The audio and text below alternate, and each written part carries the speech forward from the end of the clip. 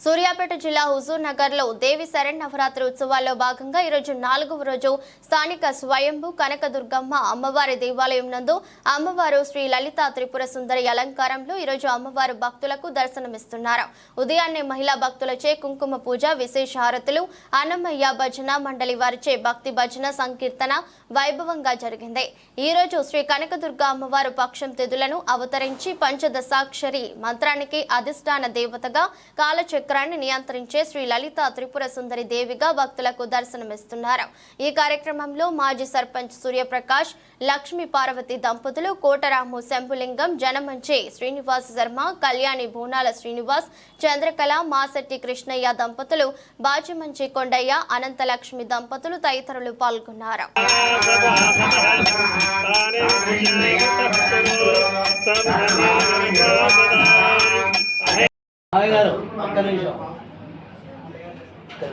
With permission లేని పోవాలా నాకు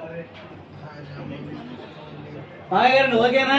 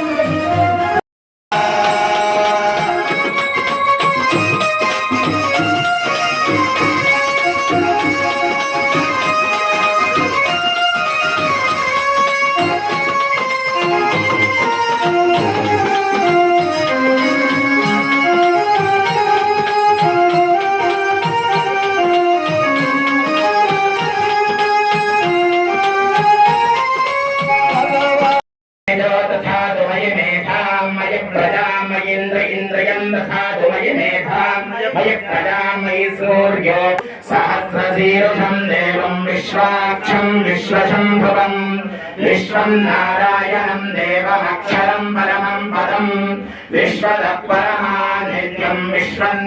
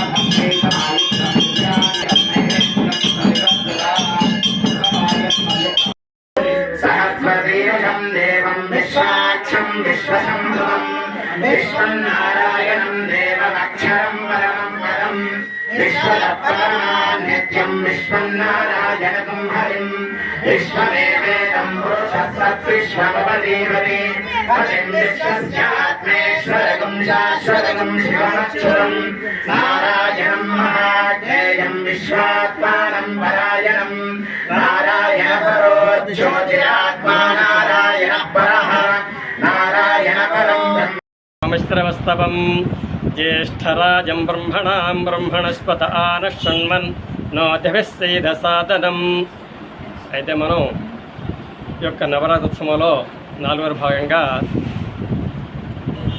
లలితా త్రిపుర సుందరిగా మనం అలంకారం చేసుకొని ఉన్నాం. అయితే ఇవాళ చాలా విశేషం. నవరాత్రి ఉత్సవంలో లలితాపరేశ్వరిగా అవతారంగా అలంకారం చేసుకోవడం అంటే మనం అలంకారం చేసుకుంటూ ఉన్నాం. ఈ అమ్మవారికి చక్కగా మనం అలంకారం చేస్తూ, అంతేకాకుండా జగతః ప్రతిష్ట, విశ్వనాథ జగతః ప్రతిష్ట అంటే ధర్మం మనం కాపాడితే అమ్మవారి మనకి కూడా ధర్మాన్ని కాపాడు మనకు కూడా కాపాడుతుంది. అందుకని విశ్వ జగతః ప్రతిష్ట అంటే మనం ధర్మం కాపాడుతూ మనతో పాటు అమ్మగారు మనతో కాపాడుతున్న విధంగా చెప్పడం జరిగింది. ఓం శ్రీ కనకదుర్గాంబికాయే నమః. దేవీ శరన్నవరాత్రి ఉత్సవాల్లో భాగంగా 4వ రోజు ఈరోజు అమ్మవారిని శ్రీ లలితాత్రిపుర సుందరిగా అలంకరించి ప్రత్యేక పూజా కార్యక్రమం జరపడే వరకు కూడా అరుణాం కరుణాతరంగితాక్షీం దుధభాషాంకుశపుష్పవాన చాపా మణిమాదివిరావుతాం మయూగై అర్హమిచ్చేవ విభావయే భవాని. ఆ యొక్క అమ్మవారు ఈరోజు విశేషం ఏమిటి అంటే సూర్యచంద్రుడు నేత్రాలుగా కలిగి, అదేవిధంగా ఒకవైపు లక్ష్మీదేవి ఇంకోవైపు సరస్వతీదేవి కూడా చామరం వీస్తూ ఉండగా ఆ యొక్క సృష్టి ఎలా జరుగుతుందో చూపిస్తూ తనే ఆ యొక్క దర్శనం ఇస్తూ ఉన్న రోజు ఈరోజు విశేషం. అంటే మహారాజ్ఞి శ్రీమాత శ్రీ మహారాజ్ఞి అనేసి ఈ యొక్క హయగ్రీవుడు ఆగస్తుడితో సంవాదంలో చక్కగా ఈ యొక్క లలితా సహస్రనామ విశేషం చెప్పాడట. కాబట్టి అలాంటి లలితా సహస్రనామంలో ప్రతి నామం విశేషం.